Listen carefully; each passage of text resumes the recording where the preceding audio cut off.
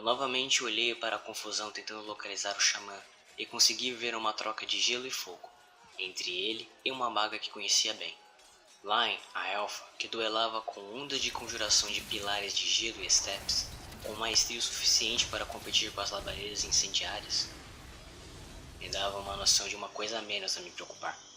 Já que por outro lado nossos números haviam sido eliminados, as tropas da aliança vinham de trás da colina de pouco em pouco, e os arqueiros davam conta de eliminar a maior parte, mas haviam aqueles que avançavam contra os lanceiros perto do forte, diminuindo seus números, e a cada outro da aliança que chegava. Conforme eu ajudava alguns dos soldados eliminando seus adversários, tentava para eles recuarem. Eu não estava no comando, mas achava que conseguia aguentar quem pudesse vir. Junto a mim e Lucy, havia mais outra elfa, que havia acabado de chegar no campo de batalha, empunhando uma katana de 2 mãos, cheias de marcas rúnicas, girando-a de um lado para o outro, cortando os inimigos com precisão, sem perder o foco da sua força em cada ataque. Quando percebi mais 2 elfos arremessando adagas e cortando gargantas em ataques furtivos, através de granadas de fumaça, percebi que a ajuda inesperada havia chegado. A presença élfica era um sinal de que Elgen enviou sua armada heróica para ajudar. Um exército feito por elfos que se destacava entre os outros. Esse exército sempre agia separadamente. Isso significa que apenas 5 ou 6 eram enviados para uma única missão. Sua presença não era só força física, mas também moral. Uma moral que fez os inimigos recuarem assim que o xamã caiu no chão, com seu corpo dominado pela magia de gelo de Lain. A elfa da katana, Aya, avançou contra aqueles que ainda fugiram do campo de batalha. Os outros 2 elfos assassinos já haviam eliminado seus alvos e agora saqueavam seus corpos. Limpei meu rosto retirando parte do sangue que não havia secado. A adrenalina no meu corpo caía e as dores das feridas que eu nem havia reparado começavam a incomodar. Alívio foi escutar os soldados da primeira linha de defesa gritarem pela vitória. Finquei minha espada no chão, me ajoelhando em descanso, usando-a como apoio aos meus braços. Depois disso, retirei minha manopla esquerda para ver como estava o estado da minha mão. A carne vermelha, humana, não estava mais no seu tom natural, agora era um roxo escuro. Eu não reconhecia mais meu membro, mas sabia o que tinha que fazer. Puxei o corpo de qualquer soldado morto perto de mim e coloquei aquela mão sobre o rosto do falecido. Lucy escondeu seus olhos entre as patas para não ver pequenas partes de carne se juntarem nas pontas de meus dedos e se entrelaçarem na cabeça do morto. Depois de um tempo, o membro voltou à forma normal, recriando uma nova pele sobre a carne, enquanto o corpo usado para tal fim apodreceu. Assim que terminei, coloquei de volta a manopla e acariciei Lucy entre as orelhas, um sinal para ela que tudo havia acabado. Ainda descansando, ouvi passos nas minhas costas, seguidos de uma voz familiar. Sorin, meu amigo! Essa foi a frase mais nostálgica e reconhecida só pela sonorização que era dita a frase. A voz do elfo era carismática e tinha traço de alguém alcoolizado, mas apenas traços. Henenvar, um amigo que qualquer um ficaria esperto com os bolsos quando ele está por perto. Ele era alto, de pele clara e cabelos curtos e escuros. Um clássico elfo da floresta que não vinha de uma. Um charlatão de primeira classe, eu até que diria. Henenvar, não me lembro de você ter se juntado ao exército heróico da Imperatriz, disse, me lembrando de quando eu conheci. Ele sempre foi um homem de negócios, isso significa que trabalhava para ele e para mais ninguém. Apesar que quando os assuntos envolviam seu irmão desaparecido, eu tinha que confessar que ele se comprometia a muitos feitos. Sua resposta foi breve. Ele apenas me disse que não fazia parte. Ele estava apenas fazendo um contrato para o Império, e quando chegou para pegar o pagamento, quis se meter em confusão. Clássico, mas eu agradeci mesmo assim.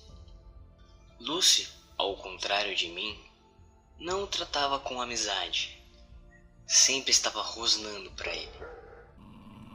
Logo depois de Renenvar, Keiko apareceu limpando sua adaga dourada, tirando o capuz, revelando seus cabelos amarelos como areia, e preso em 2 tranças, um sorriso contínuo e afetuoso, principalmente para Lucy.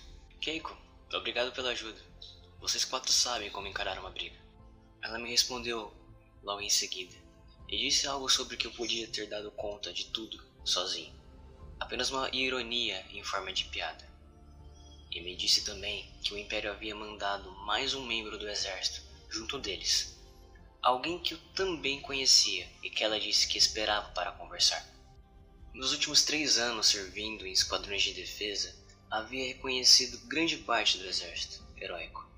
Alguns já haviam me dado um leve treinamento contra a magia, online, e outros tinham me ajudado com um término de treinamento com 2 espadas, como Keiko. A Enlai se aproximava para nos cumprimentar. As 2 tinham uma aparência parecida, de cabelos prateados e olhos cinzentos. A única coisa diferente era a personalidade e a forma de combate. Uma era calma, enquanto a outra era séria. Uma era misericordiosa, enquanto a outra era impiedosa. E como sempre, formas diferentes de interagir, mas as únicas que dentre eles tinham histórias para contar. Conforme íamos para o forte, Aya contava como estava indo o progresso com o avanço imperial nas beiras do campo mágico que ficava nas planícies desoladas, ao oeste do continente. Ela dizia que lutar ao lado daquela proteção mágica havia de certa forma mudado o combate contra a aliança, como se às vezes o tempo passasse rápido demais e de repente muito lento. Mais uma coisa estranha para minha lista de bizarrices sobre o campo mágico. Quando chegamos, passando pelo muro rudimentar de pedra e cimento que parecia não ter uma reforma faz eras, encontramos guerreiros que estavam comemorando a vitória, enquanto alguns estavam de cabeça baixa, pelos companheiros caídos. Os arqueiros logo se juntavam a eles, depois de uma contagem de flechas. Essa era a visão daqueles que se encontravam no portão do muro. Mais adentro, magos e cirurgiões cuidavam dos que haviam sobrevivido. E assim, era por toda parte, em volta da estrutura principal do forte. Na porta da estrutura, de comando do forte, Line, Aya e Keiko disseram que não iam ficar. Elas tinham que voltar para Elgin, por causa de algum assunto interno. Era o máximo que elas podiam me contar. Eu me despedi sabendo que veria elas depois de um longo tempo, e que talvez pudéssemos conversar como nas últimas vezes. Renivar, por outro lado, ficou ali, deu um gole no seu cantil e franziu a sobrancelha com a ida delas. Ele parecia desanimado por um instante. Deu mais um gole e entrou junto a mim. Lucy já não podia entrar. Regras do capitão.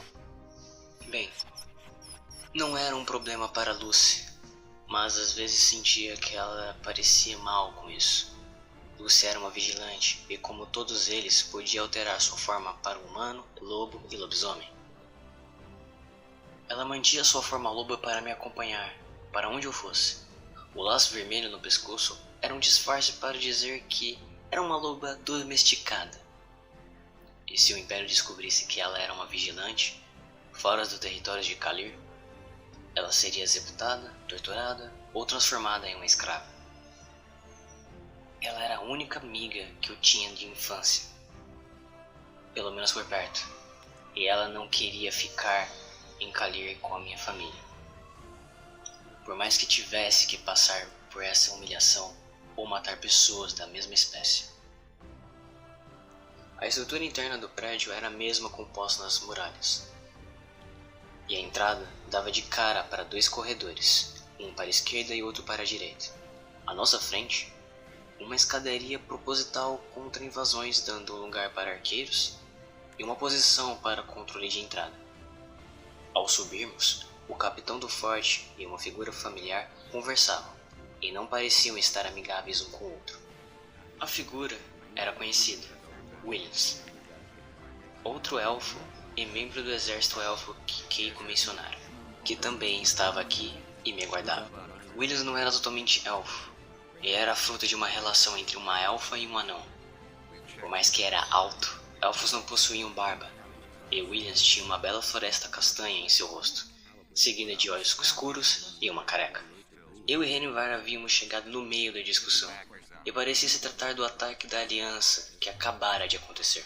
Williams defendia o ponto de que não era a falta de tropas no forte, mas sim de batedores infiltrados nas fronteiras de Kalir com a floresta de Warning, e que sem eles, batalhas como hoje, com diversas perdas e necessidade de um auxílio, sempre aconteceria.